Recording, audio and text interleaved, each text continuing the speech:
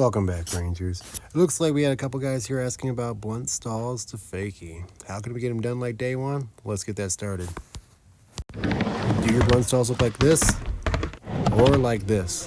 But you really want them like this. Let's go.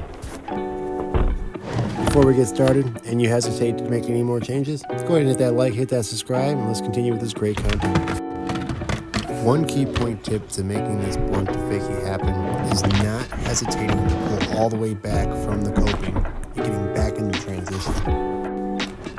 When you go into the stall itself, lock in, but then utilize the pullback as your snapping point. Don't wait till your tail touches the actual quarter pipe.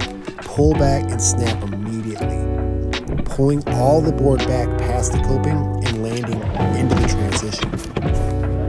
It's very important that you don't stall too long and that you don't wait till your tail touches the actual quarter pipe again to get you back into the quarter pipe. You really want to snap from the motion that you already created with the inertia. So lean forward a little bit, but snap hard as if you're trying to pop an ollie from a manual.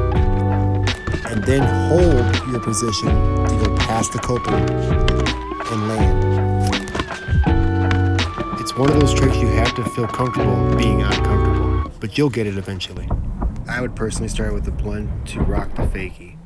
This is a great trick to practice on either curbs or on the quarter pipe. This will give you the pop you're looking for. Once you're comfortable with those, time to go full force and pull it all the way back into the transition. Do's and don'ts. Do lock in and pull back immediately. Don't stall for a very long time. Do practice your blunts to rock to Fakie.